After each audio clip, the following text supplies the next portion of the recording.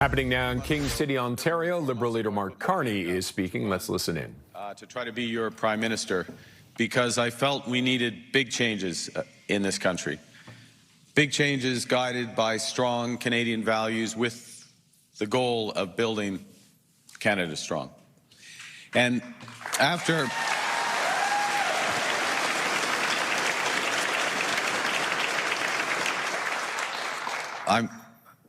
Can you guys come with me for the next 2 days? It would be fantastic. Yes, okay, good. It's going to be fun. After I was chosen to lead my party and our country, we got to work. And in just 9 days, we made significant progress on an ambitious agenda. We saw that homes have become far too expensive. You know this in the GTA. So we cut taxes on them. And we set out a strategy to build twice as many of them every year using Canadian technology, Canadian skilled trades, Canadian lumber. Yeah.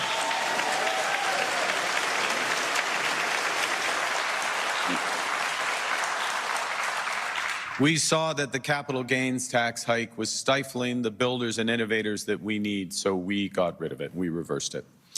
We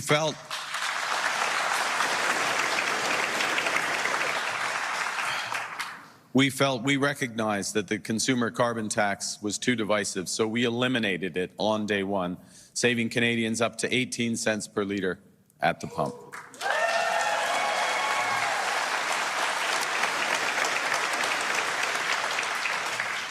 Nous avons élargi l'accès au régime canadien de soins dentaires pour que broaden dental care so that 5 million more Canadians can take advantage of it.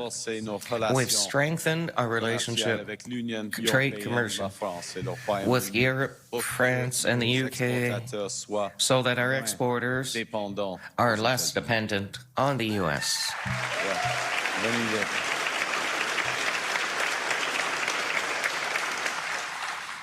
At the end of my first week as PM, I've gathered all the premiers and we decided to remove obstacles that stop trade and mobility of the labor force in the country, because we want one single economy for Canada, not 13.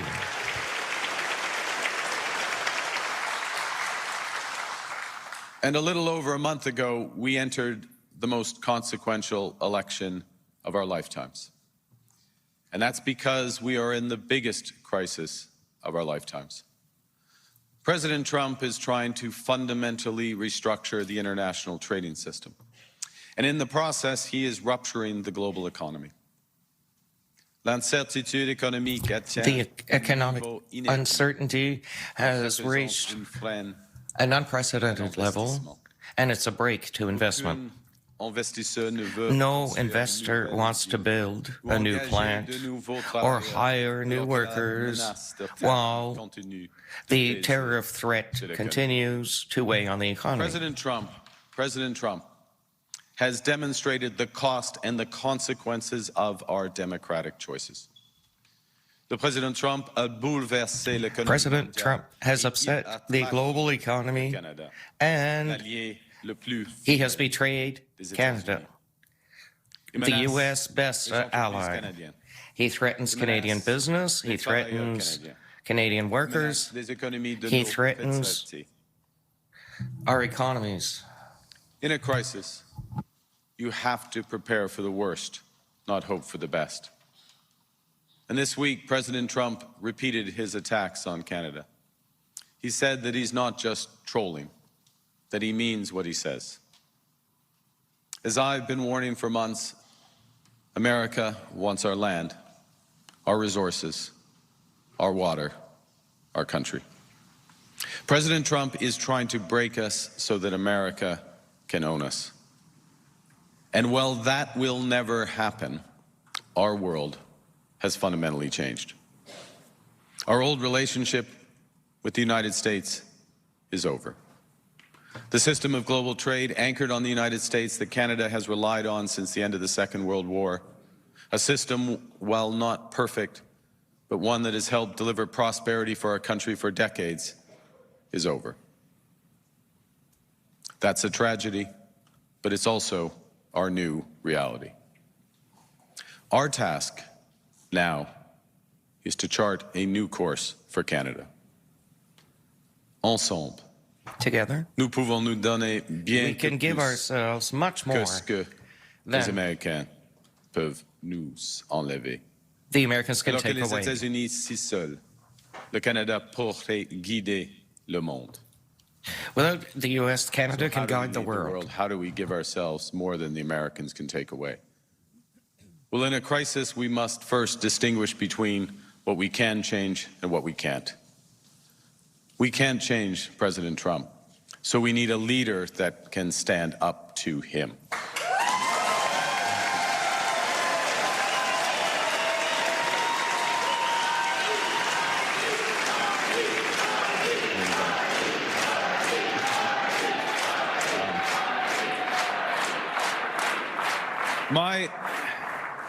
My question. Vive le Canada! Vive le Canada! Wait. My question to Canadians is simple. Is Pierre Poilievre the person you want sitting across the table from Donald Trump negotiating for us? Unlike Pierre Poilievre, I'm not a career politician, but I have managed budgets before. I have managed economies before. I have managed crises before. This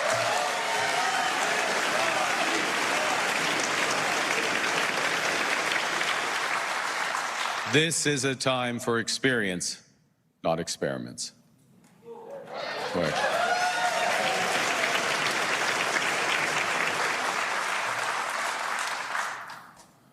Dans une crise, il faut bâtir. We need to build, détruire. not destroy. Dans une crise, in a il faut des crisis, actions we need action, audacieuses, pas de vieilles idées. bold Dans une action, crise, il not faut old rassembler, ideas. In a pas crisis, we need to diviser. gather up, not Nous sommes divide. maîtres chez nous. We are masters at home. We can and we will control our destiny with the right plan.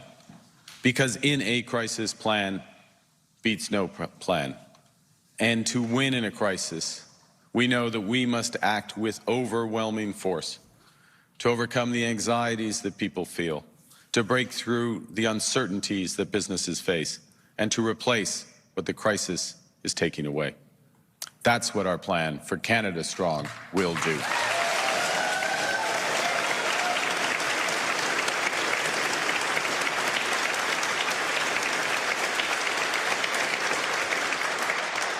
We will fight back against Trump's tariffs.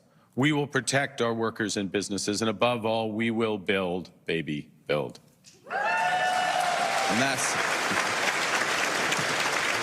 important. That's important. That's important for the future of the students and the young people here today. You deserve homes that are affordable, careers that are fulfilling, an economy that works for you and for all Canadians.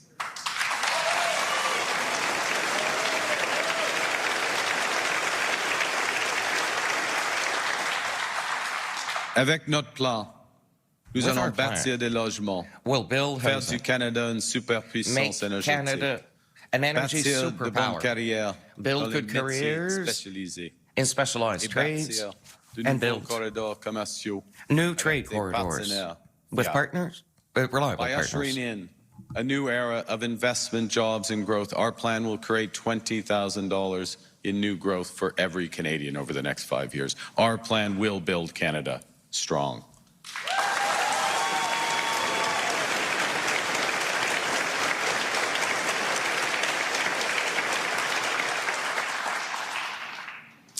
I've been traveling across Canada for the last few months since I chose to enter politics. And in that time, I've met so many kind and generous and hardworking and patriotic Canadians. There are many stories, but I'll mention one. A few weeks ago, I met a teacher from Glen Williams Public School in Georgetown, Ontario. And she told me about a routine assignment that she'd given to her 9- and 10-year-olds. And the kids were asked to describe their dreams for Canada, and she shared them with me in a letter. Some of the children wrote about a country free from poverty.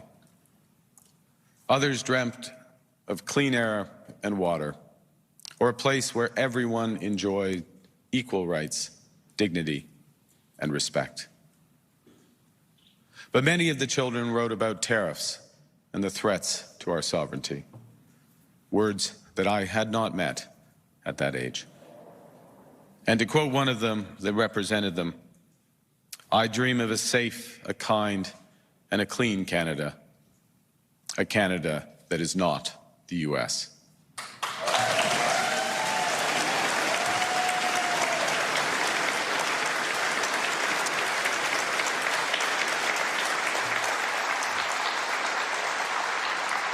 So yesterday I had a chance to go back and meet with the children and respond. And I told them that I share their dream of a Canada where everyone is safe, where people are kind to each other, and where people can be who they want to be. I told them also that I understood their concerns about President Trump's threats, but because of them, because of their parents, their friends, and millions of Canadians like them, we will emerge stronger from this crisis than before.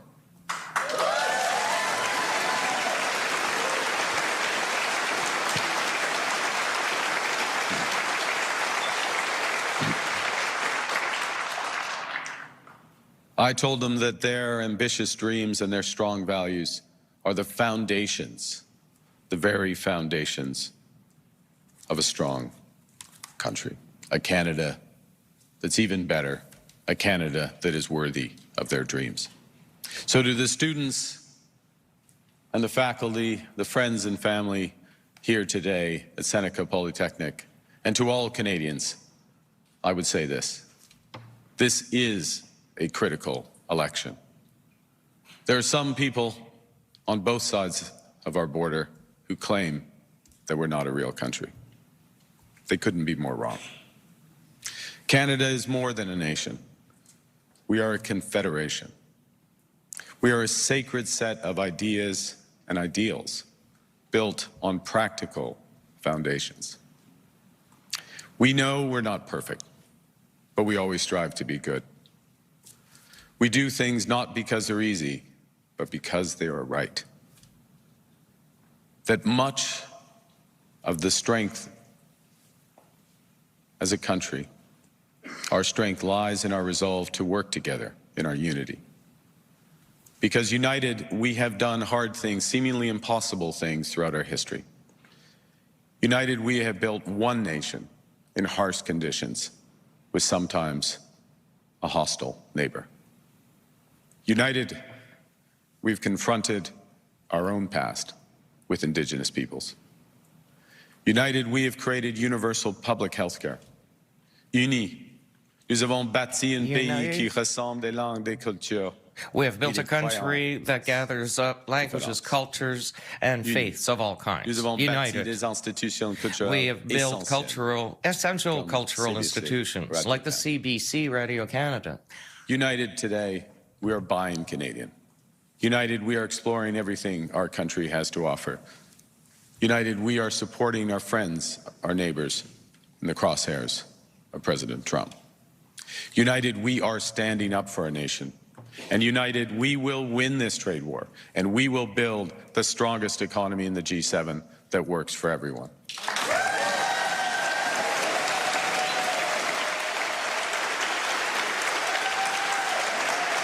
We will win. That's right.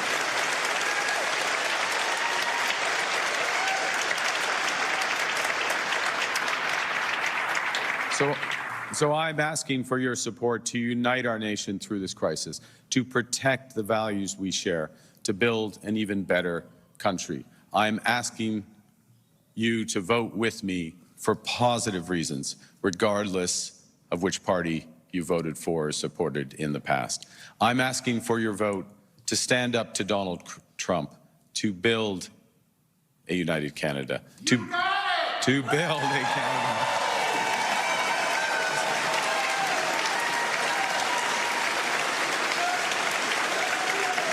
To build And we will build a Canada worthy of our values and bring our Canada closer to the dreams of our children. Build Canada strong. Thank you.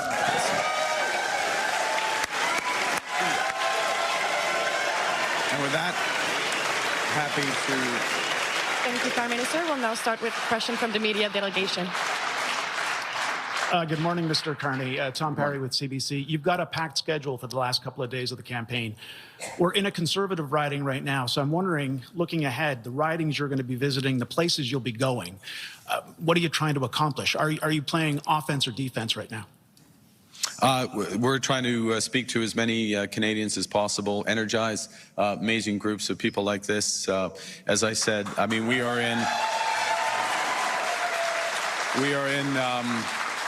in the equivalent of Game 7 of the Stanley Cup in the last 2 minutes. And it's all to play for and intend to leave everything on the ice. So many Canadians back.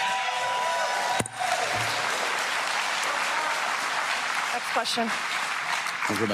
Oui, bonjour, Monsieur Carney. Laurence Martin, Radio-Canada. Yes, I'm from Radio-Canada. What is your greatest regret in this campaign? C'est un peu comme ma réponse de la dernière question. It's a bit like my answer to the last question. We have a country, a big country. 40 millions de personnes d'ici. Well, there's 40 million people here. J'aurais aimé and I would have liked to talk to more people across the country. But the race is short, and the regret is not to have had the opportunity to talk to all Canadians. In your conversation with Donald Trump about the first 51st state, you said, looking back, I should have been more clear with the Canadians. Well, I'm comfortable with that because what's important is the results of the call. And the result that there will be in the negotiations that will start next week with the PM of Canada and the President of the U.S. And that's important in a negotiation like this with a global partnership. And the big question for the election is who will represent Canada. Next question. Hi, Mr. Carney. Brian Platt with Bloomberg. In your remarks today, you said you're going to stand up to Donald Trump, that you're the best negotiator. But when you speak at rallies, you actually go further than this. You say you're going to win a trade war, that Canada's going to win in this.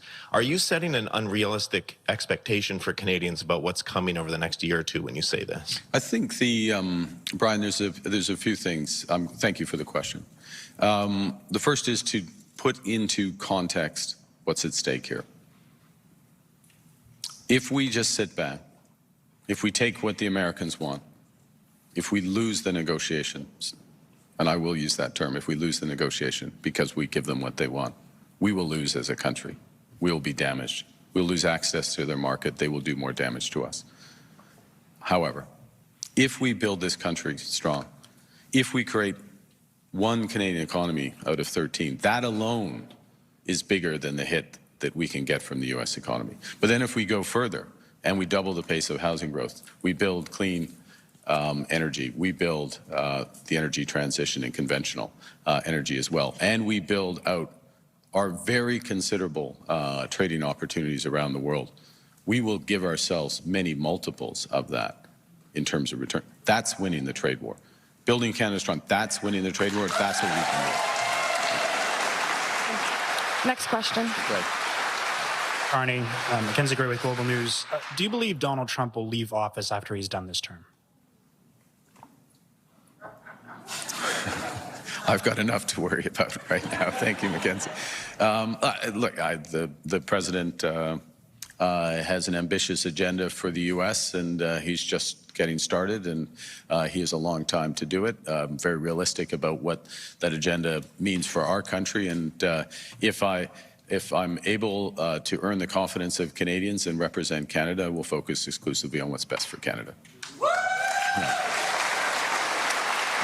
the reason I brought it up is because at the debate, when Mr. Blanchet was talking about pipelines being built, he said that, well, Mr. Trump will be gone by the time they're built. You piped in and said that he may try and stay on. So do you think he will stay on past his term? You're listening very closely. Look, let me go to the comment about horizons for investments. Okay. No, but this is an important point. This is an important point. Do I believe I believe he'll respect the Constitution. How's that? Okay. En français, in French, à ce moment-ci, at this time, je crois I believe that qu'il va respecter he will respect the U.S. Constitution. Puis, but the point about investment quickly is we need to do things in the short, medium, and long term. But our ability to do things such as build big energy infrastructure in hydroelectricity and conventional energy pipelines, in your example, in that exchange, those are goods in and of themselves, but they improve our negotiating position with the Americans. Having options, building options, having alternatives, the growth that comes from that, that's good in and of itself, as I just said, but it actually gives you leverage. So it's important that we come together and make those decisions, and that's one of the reasons, my last point on this, is that when we met as first ministers, so-called first ministers, the premiers and myself, and Prime Minister Legault, we agreed that we would focus on nation-building projects, identify and focus on those quickly. And that's part of what I would do if Canadians give me their confidence, which is to get to a position where we've identified the big projects we're going to do. So we get moving on those, but also we show the Americans that we're not waiting for the phone to ring. Okay, we have other work to do. And when they're ready to have a serious discussion, we'll have a serious discussion. Next question.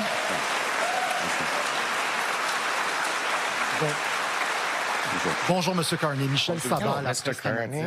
I'm with Canadian Press. The polls are giving your party a winning. What is the point of voting in that case? To what extent of poor voter turnout, including losing a majority?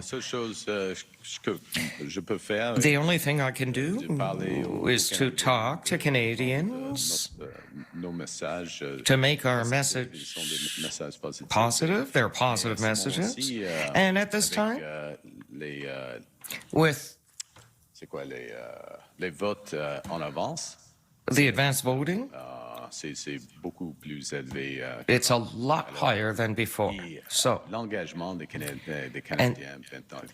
the key engagement of Canadians is very high at this time.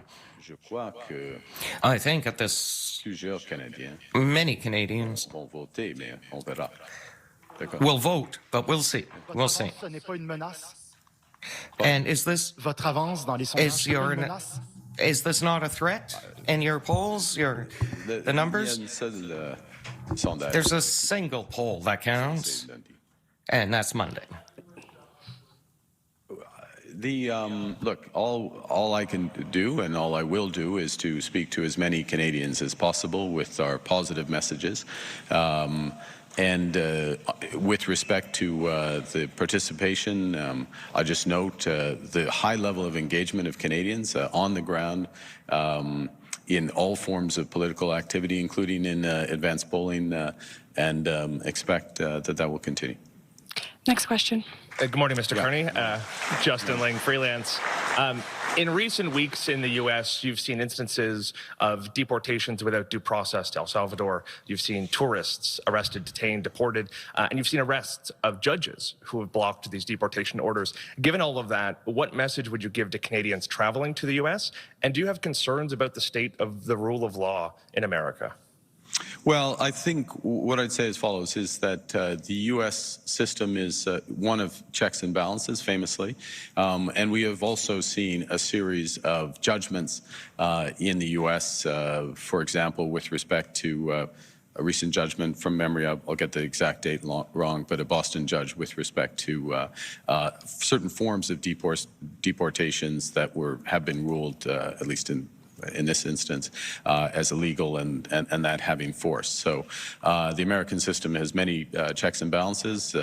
At its core is the rule of law, and I expect that to continue. Yes, I'm concerned about certain circumstances, and of course we continue to monitor the behavior in the U.S. with respect to agreements that we have with them. Next question. Althea Raj, the Toronto Star. Polls suggest that you're on your way to majority government, but not with more than 50% of Canadians voting for you. So I'd like to ask you a double-barreled question, if I can. Sure. Do you think it's fair that you could possibly obtain a very strong majority mandate with less than a majority of the country voting for you? And we've seen in the last week you sharpening your attacks against Pierre Poilievre. We saw the crowd boo this morning. We saw them boo last night. We've seen the Conservative leader also sharpen his attacks, suggest that Liberals don't want people to own a house. They want people foraging for their food, or they believe that the Liberal future means that you will be foraging for our food. If you do win on Monday, what will you do to reach out to all the millions of people who will have voted for Pierre Poilievre? Well, they're not going to have to forage for food. Look, I'm running to be Prime Minister of the country. I'm doing everything I can to be as transparent as I can about what we will do if we gain the confidence of Canadians under our system. But the Prime Minister of the country is the Prime Minister of the country, the Prime Minister of works for every Canadian all the time, regardless of who they voted for or whether they voted, and for young people who can't vote as well. So it's a tremendous responsibility, and it's one I view in its totality. So if I'm humbly speaking, if I gain that confidence through our system, absolutely, we'll work for all Canadians. Next question.